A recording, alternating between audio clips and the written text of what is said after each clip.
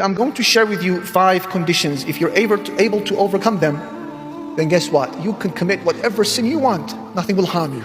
He said the first of them, when you disobey Allah Almighty, just make sure that you're not eating any of His provisions.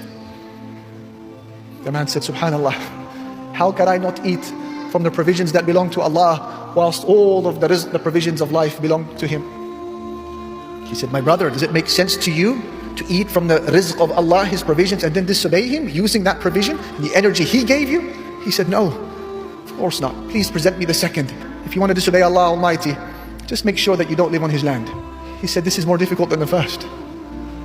How can I not live on His land when the east and the west is from His land?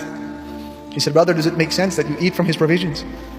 You live on His land and you disobey Him? He said, absolutely not. Can you give me the third?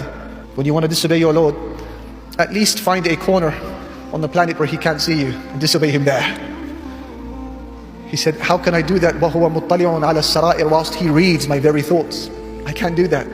He said, brother, does it make sense to you to eat from the food of Allah and to live in the land of Allah, and you know you are under the eye of Allah, and then you disobey Allah? He said, absolutely not. Can you give me the fourth?